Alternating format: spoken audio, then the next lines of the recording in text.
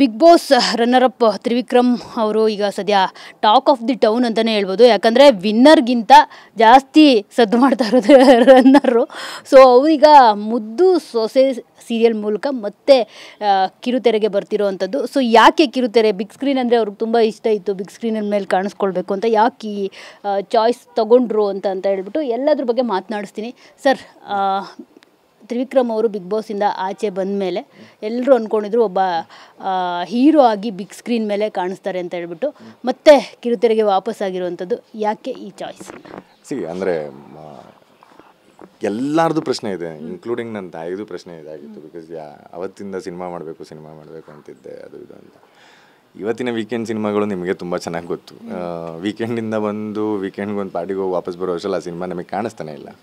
So ನೀವೇ ಹೇಳ್ತಾ ಇದ್ದೀರಾ ಒಬ್ಬ ಒಳ್ಳೆ ಡೈರೆಕ್ಟರ್ ಆಚೆ ಬರ್ತಿಲ್ಲ ಆ್ಯಂಡ್ ಪ್ರೊಡ್ಯೂಸರಿಗೆ ದುಡ್ಡು ಬರ್ತಿಲ್ಲ ಅಂತ. ಈ ಕಂಡೀಷನಲ್ಲಿ ಬಿಗ್ ಬಾಸಿಂದ ಬಂದೆ ಅಂತ ಒಂದು ಝೂಮಲ್ಲಿ ನಾನೇನಾದರೂ ಒಬ್ಬರನ್ನ ಕರ್ಕೊಂಬಂದು ಒಂದು 4-5 ಕೋಟಿ ಇನ್ವೆಸ್ಟ್ ಮಾಡಿಸ್ದೆ ಅಂತ ಆದರೆ ಸೊ ಎಷ್ಟು ಮಟ್ಟಿಗೆ ನಾನು ರಿಕವರ್ ಮಾಡಿಕೊಡ್ತೀನಿ ಅನ್ನೋದು ಕ್ವಶನ್ ಮಾಡ್ಕಾಗುತ್ತೆ. ಬಿಕಾಸ್ ಬೀಯಿಂಗ್ ಅ ಮಾರ್ಕೆಟಿಂಗ್ ಒಂದು ಫಿನಾನ್ಷಿಯಲ್ ಸೆಕ್ಟರ್ಸ್ನ ಯೋಚನೆ ಮಾಡೋವಂಥ ವಿಷಯಗಳು ನನಗೂ ಗೊತ್ತಿದೆ.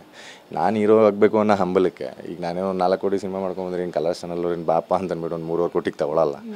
ಬಿಕಾಸ್ ಕಂಟೆಂಟ್ ಅಂತಲೇ ನೋಡೋದು. ಆ್ಯಂಡ್ ಜನ ಕೂಡ ಹೌದು, ನನ್ನನ್ನು ಇಷ್ಟಪಡುವಂಥ ಜನ ಏನಿದ್ದಾರೆ ಆಚೆ ಕಡೆ ತುಂಬ ಪ್ರೀತಿಯಿಂದ ಇಷ್ಟಪಟ್ಟಿದ್ದು ತ್ರಿವಿಕ್ರಮ್ನ, ಪಾತ್ರವಾಗಲ್ಲ. ಸೊ ಅಲ್ಲಿ ನಾನು ಏನೇ ಆ್ಯಕ್ಟಿಂಗ್ ಮಾಡಿಲ್ಲ. ಸೊ ಅವ್ರಿಗೆ ಗೊತ್ತಿರೋದು ಪ್ಯೂರ್ಲಿ ಆಚೆ ಕಡೆ ಇದ್ದರೆ ತ್ರಿವಿಕ್ರಮ್ ಹೆಂಗಿರ್ತಾನೆ, 120 ದಿನ ಮೊಬೈಲ್ ಇಲ್ದಲೆ ಅವ್ನ ಫ್ಯಾಮಿಲಿ ಬಿಟ್ಟಿದ್ರೆ ಹೆಂಗಿರ್ತಾನೆ ಅನ್ನೋದು ಮಾತ್ರ ಗೊತ್ತಿತ್ತು. ಇಲ್ಲಿ ಪಾತ್ರವಾಗಿ ಗೆಲ್ಲಬೇಕು ಅಂತಂದರೆ ಜನರು ಮನಸ್ಸು ಮತ್ತೆ ಹೋಗ್ಬೇಕು. ನಾನು ಪದ್ಮಾವತಿಲೂ ನಾನು ಅದೇ ಇಷ್ಟಪಟ್ಟಿದ್ದು ಜನ. ಆ್ಯಂಡ್ ಅಗೇನ್ ಅದು ಪದ್ಮಾವತಿ ನಡೀತಾ ಇರ್ಬೇಕಾದ್ರೆ 3 ಸಿನಿಮಾ ಆಯಿತು. ಸೊ ಅನ್ಫಾರ್ಚುನೇಟ್ ಆ ಸಿನಿಮಾಗಳು ಕೈ ಹಿಡಿಲಿಲ್ಲ ಅನ್ನೋದೊಂದು ಬಿಟ್ಟರೆ ನನ್ನ ವರ್ಕ್ ಸೇಮ್ ಆಗಿತ್ತು. ಲಾಕ್ಡೌನ್ ಅಗೇನ್ ಸೇಮ್ ಡೌನ್ ಆಯಿತು. ಆ್ಯಂಡ್ ಅಗೇನ್ ಬಿಗ್ ಬಾಸಿಂದ ನಾನು ಎಲ್ಲರಿಗೂ ಈಗ ಮತ್ತೆ ಪರಿಚಯ ಆಗಿದ್ದೀನಿ. ಆ್ಯಂಡ್ ಆ ಝೂಮಲ್ಲಿ ಹೋಗೋದು ಬೇಡ, ಹೋಲ್ಡ್ ಆನ್, ಈಗಿನ ಪರಿಸ್ಥಿತಿ ಹೇಗೆ ನಡೀತಾ ಇದೆ. ಆ್ಯಂಡ್ ಈಗ ನನ್ನ ಸುತ್ತ ಇರೋವಂಥ ಎಷ್ಟೋ ಜನ ರೈಟರ್ಸ್ಗಳಾಗಿರ್ಬೋದು, ಹೊಸ ಡೈರೆಕ್ಟರ್ಸ್ಗಳಾಗಿರ್ಬೋದು, ಪ್ರೊಡ್ಯೂಸರ್ಸ್ಗಳು ದುಡ್ಡು ಹಾಕಲ್ಲ, ಬಂದು ದುಡ್ಡು ಹಾಕಲ್ಲ, ಮಾಡಲ್ಲ. ಆ್ಯಂಡ್ ದೊಡ್ಡ ಡೈರೆಕ್ಟರ್ಗಳು ನಮ್ಮನ್ನು ನೋಡಲ್ಲ. ಅವ್ರುಗಳನ್ನು ನಿಮ್ಮದು ಏನು ರಿಟರ್ನ್ಸ್ ಇದೆ ಅದು ಇದು ಅಂತಲೇ ಮಾತಾಡ್ತಾರೆ. ಸೊ ಹಂಗಿರ್ಬೇಕಾದ್ರೆ ಸೊ ಮತ್ತಲ್ಲೇ ಹೋಗಿ ಒದ್ದಾಡೋದಕ್ಕಿಂತ ಆ್ಯಂಡ್ ಖಾಲಿ ಕೂರೋದಕ್ಕಿಂತ ಜನಗಳ ಮನಸ್ಸಲ್ಲಿರೋಣ. ಆ್ಯಂಡ್ ಜನಗಳ ಮನಸ್ಸಲ್ಲಿರೋದಕ್ಕಿಂತ ಜನಗಳ ಜೊತೆಗೆ ಎಂಗೇಜಿಂಗ್ ಆಗಿರೋಣ, ಒಂದು ಪಾತ್ರವಾಗಿ ಅವ್ರ ಜೊತೆ ಕಾಣಿಸ್ಕೋತಾ ಇರೋಣ. ಈಗ ನಾನು ನೋಡಿದ್ದೀನಿ ಅಂದರೆ ಒಂದು 4-5 ವರ್ಷದಿಂದ ಮಾಡ್ಕೊಂಬರ್ತಿರೋದ್ರಿಂದ ಅವ್ರು ಇನ್ನೂ ಹೇಳ್ತಾ ಇರೋದು ನನ್ನ 3 ಸಿನಿಮಾ ರಿಲೀಸ್ ಆಗಬೇಕು, 2 ಸಿನಿಮಾ ರಿಲೀಸ್ ಆಗಬೇಕು, ಆಲ್ರೆಡಿ 10 ಕೋಟಿ ಸಿನಿಮಾ ನಡೀತದೆ, 1 ಕೋಟಿ ಸಿನಿಮಾ ನಡೀತಾ ಇದೆ. ಎಲ್ಲಿ ನಡೀತಾ ಇದೆ? ಸೊ ನಂಗೆ ಜನಕ್ಕೆ ಆ ಥರ ಸುಳ್ಳು ಹೇಳೋದಕ್ಕಿಂತ ಏನೋ ಒಂದು ಸೀರಿಯಲ್ ಮಾಡ್ತಿದ್ದೀನಿ ಗುರಿ, ಅದನ್ನು ಸಿನಿಮಾ ಬಂದರೆ ಮಾಡ್ತೀನಿ ಅಂತ ನಿಜ ಹೇಳ್ಕೊಂಡೇ ಹೋಗ್ಬೋಣ ಅಂತ. ಟಿಲ್ ಡೇಟ್ ಯಾರೇ ಒಬ್ಬ ಒಂದು ಪ್ರಾಮಿಸಿಂಗ್ ಡೈರೆಕ್ಟರ್ ಅಂತ ಯಾರೂ ಬಂದು ಕೇಳಿಲ್ಲ. ಇನ್ನು ಪ್ರಾಮಿಸಿಂಗ್ ಪ್ರೊಡ್ಯೂಸರ್ ಅಂತಲೂ ಬಂದು ಯಾರೂ ಕೇಳಿಲ್ಲ. ಶೋಕಿಗಂತ ಬಂದು ಫೋಟೋ ತೆಗೆಸ್ಕೊಂಡು ಹೋಗಿರೋದು ತುಂಬ ಜನ ಜಾಸ್ತಿ. ಸೊ ಹಾಗಾಗಿ ಒಂದು ಪ್ರಾಮಿಸಿಂಗ್ ಬಂದು ಕೇಳೋದಂಥ ಸೀರಿಯಲ್ ಇದು. ನನಗೆಲ್ಲೋ ಒಂದು ಪಾತ್ರವಾಗಿ ಇದರಲ್ಲಿ ನಿಲ್ಬೋದು ಅಂತ ಅನ್ನಿಸ್ತು.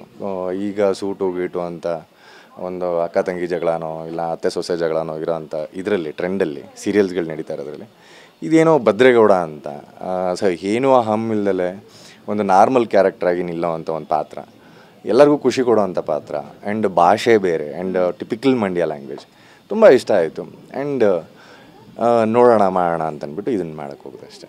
ನನ್ನ ಪ್ರಕಾರ ಗುಡ್ ಡಿಸಿಷನ್. ಸೊ ಈ ಗುಬ್ಬಿ ಟು ಮಂಡ್ಯ ಅದ್ರ ಬಗ್ಗೆ ಹೇಳೋದಾದರೆ, ಗುಬ್ಬಿ ಸ್ಲ್ಯಾಂಗೇ ಬೇರೆ, ಮಂಡ್ಯ ಸ್ಲ್ಯಾಂಗ್ ಬೇರೆ. ಸೊ ಎಷ್ಟು ಕಸರತ್ತು ನಡೆಸಿದ್ದೀರಾ ಅದಕ್ಕೋಸ್ಕರ ಅಂತ? ಡೆಫಿನೆಟ್ಲಿ ಏನೂ ಕಸರತ್ತು ನಡೆಸಿಲ್ಲ ಮೇಡಮ್. ಅಂದರೆ ನಿಮ್ಮ ಹತ್ರ ನೀವು ಸುಳ್ಳು ಹೇಳ್ಬೇಕಂದ್ರೆ ಮಾಮ ಅದೇನು ಮಾಡಿದೆ ಗೊತ್ತಾ, ಅದನ್ನು ನೋಡಿದೆ ಇದನ್ನು ನೋಡಿದೆ ಹೇಳಿದ್ರು ನೀವು ನಂಬ್ತೀರಾ ನಂಬಲ್ಲ, ಅದು ಬೇರೆ ಪ್ರಶ್ನೆ. ಟಿಪಿಕಲಾಗಿ ನನಗೆ ಒಂದು ಭಾಷೆಯಿಂದ ಈಗ ಏನಾದ್ರು ನೀವು ಮ್ಯಾಂಗ್ಳೂರಿಯನ್ಸ್ ಅಂತಂದರೆ ನೀವು ಮಾತಾಡ್ತಾ ಇದ್ದರೆ ಐ ಕ್ಯಾನ್ ಗ್ರಾಸ್ ಬರುತ್ತೆ, ಅದನ್ನು ಗ್ರಾಪ್ ಮಾಡಿ ನನಗೆ ಹೇಳೋದಕ್ಕೆ ಬರುತ್ತೆ, ಮಾತಾಡೋದಕ್ಕೆ ಬರುತ್ತೆ. ಸೊ ಹಿಂಗೆ ನನ್ನ ಮಂಡ್ಯ ಫ್ರೆಂಡ್ಸ್ ಒಂದಷ್ಟು ಜನ ಇದ್ದಾರೆ, ಅವರಷ್ಟು ಚೆನ್ನಾಗಿ ಮಂಡ್ಯ ಭಾಷೆನ ಮಾತಾಡ್ತಾಯಿದ್ರು. ನಾನು ಕನ್ನಡ ಭಾಷೆ ಅವ್ರ ಜೊತೆಗೆ ನನ್ನ ಏನು ಕಂಗ್ಲೀಷ್ ಇದೆಯಲ್ಲ, ಕನ್ನಡ ಇಂಗ್ಲೀಷ್ ಸೇರಿಸ್ಕೊಂಡು ಮಾತಾಡ್ತಾಯಿದ್ದೆ. ಈಗ ಟಿಪಿಕಲಾಗಿ ಅವ್ರೇನು ಮಾತಾಡ್ತಾರೆ ಅದನ್ನು ಕಾಪಿ ಮಾಡ್ತಾಯಿದ್ದೀನಿ ನಾನು. ಸೊ ನನಗದನ್ನು ಕೇಳಿ ಏನಾಗ್ಬಿಟ್ಟಿತ್ತು, ಅವರೆಲ್ಲಲ್ಲಿ ಏನೇನು ಮಾತಾಡ್ತಾರೆ, ಹೆಂಗೆ ಮಾತಾಡ್ತಾರೆ ಅನ್ನೋದು ನಂಗೆ ತುಂಬ ಚೆನ್ನಾಗಿ ಗೊತ್ತಿದ್ದರಿಂದ ಈ ಡೈಲಾಗ್ಗಳಲ್ಲಿ ಅಲ್ಲಲ್ಲಿ ಸೇರಿಸ್ಕೊಂಡು ಮಾತಾಡ್ಕೊಂಡು ಹೋಗ್ತಾ ಇರೋದು ಅಷ್ಟೇ, ಇನ್ನೇನಿಲ್ಲ. ನಾನು ಮಂಗಳೂರು ಹುಡುಗಿ ಅಲ್ಲ, ನಿಮ್ಮ ಭಾಗದ ಹುಡುಗಿನೇ.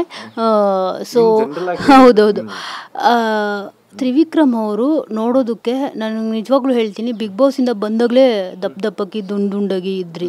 ಇಲ್ಲಿ ನೋಡಿದ್ರೆ ತುಂಬ ವೀಕ್ ತ್ರಿವಿಕ್ರಮ್ ಥರ ಕಾಣಿಸ್ತಾ ಇದ್ದೀರಾ. ಅಲ್ಲೇ ಊಟ ಚೆನ್ನಾಗಿರಲಿಲ್ಲ, ಏನಿಲ್ಲ, ಇಲ್ಲಿ ಎಲ್ಲ ಇಲ್ಲ. ಬಂದಾಗ್ಲಿಂದನೂ ಅದೇ ಅಂದರೆ ಕ್ರಿಕೆಟ್ ನಡೀತಾ ಇದೆ. ಆ್ಯಂಡ್ ಒಂದು ಸ್ವಲ್ಪ ಈ ಸೀರಿಯಲ್ ಕಮಿಟ್ ಆದಾಗ್ಲಿಂದ ಅಂತೂ 2-2.5 ತಿಂಗಳಿಂದ ನಾನು ಅದನ್ನೇ ಈಗ ಎಲ್ಲ ಕಡೆನೂ ಅದನ್ನೇ ಹೇಳ್ತಾ ಇದ್ದೆ, ವೈಯಕ್ತಿಕವಾಗಿ ಒಂದು ಟ್ರಿಪ್ ಅಂತಲೂ ಆಚೆ ಹೋಗಿಲ್ಲ ನಾನು.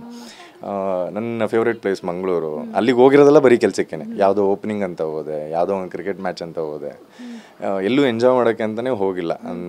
ನನ್ನ ಫ್ರೆಂಡ್ಸ್ ಎಲ್ಲ ಅದನ್ನೇ ಹೇಳ್ತಾರೆ, ಬಂದಾಗ್ಲಿಂದನೂ ಸಿಕ್ಕಿಲ್ವಲ್ಲ ಅಂತ. ಇನ್ಫ್ಯಾಕ್ಟ್ ನನ್ನ ಕ್ಲೋಸ್ ಸರ್ಕಲ್ ಏನಿದ್ದಾರೆ ಅವ್ರು ಯಾರಿಗೂ ಸಿಗೋಕ್ಕೆ ಆಗಿಲ್ಲ ಬಿಕಾಸ್ ಆಫ್ ಸೀರಿಯಲ್. ಒಂದು 3 ದಿನ ಶೂಟ್ ಇರುತ್ತೆ, 1 ದಿನ ರಜೆ ಇರುತ್ತೆ, ಮತ್ತೆ 3 ದಿನ ಶೂಟ್ ಇರುತ್ತೆ. ಈ 1 ದಿನ ಮಲ್ಕೊಂಡ್ರೆ ಸಾಕು ಗುರು ಅನ್ನೋ ಥರ ಆಗೋಗಿರುತ್ತೆ. ಸೊ ಮಾರ್ನಿಂಗ್ ಒಂದು 8ಗೆ ಸ್ಟಾರ್ಟ್ ಆಯಿತು ಅಂತಂದರೆ ಟಿಲ್ 11 ಇಲ್ಲ 10 ಈ ಥರ ಸ್ಟಾಪ್ ಆಗುತ್ತೆ. ಹೋಗಿ ಮಲ್ಕೊಂಡ್ರೆ ಸಾಕಾಗಿರುತ್ತೆ. ಸೊ ಈ ಒಂದು ಪರಿಸ್ಥಿತಿ, ಬಿಕಾಸ್ ಇನಿಷಿಯಲ್ ಟೈಮಲ್ಲಿ ಹಿಂಗೆ ಇರುತ್ತೆ ಎಲ್ಲ ಪ್ರಾಜೆಕ್ಟ್ಸ್ಗಳನ್ನೂ. ಒಂದು 25 ಎಪಿಸೋಡ್ಸು, 30 ಎಪಿಸೋಡ್ಸ್ ಆಯಿತು ಅಂತಂದರೆ ರಿಲ್ಯಾಕ್ಸ್ ಆಗ್ತೀವಿ. ಆವಾಗಲಿಂದ ಕ್ಲೀನಾಗಿ ಈಗೊಂದು ಕ್ರಿಕೆಟ್ ಟೂರ್ನಮೆಂಟ್ ಬೇರೆ ಬರ್ತಾ ಇದೆ. ಸೊ ಆ ಟೂರ್ನಮೆಂಟಿಗೆ ಬೇರೆ ಪ್ರಾಕ್ಟೀಸ್ ನಡೀತಾ ಇದೆ, because I love that game. So ಅದಕ್ಕೆ ಅದು ಪ್ರಾಕ್ಟೀಸ್ ನಡೀತಾ ಇದೆ. ಸೊ ಹಾಗಾಗಿ ಫಿಟ್ನೆಸ್ ಇಂಪಾರ್ಟೆಂಟ್ ಅಂತ ಫಿಟ್ನೆಸ್ಸಲ್ಲಿದ್ದೀನಿ ಅಷ್ಟೇ.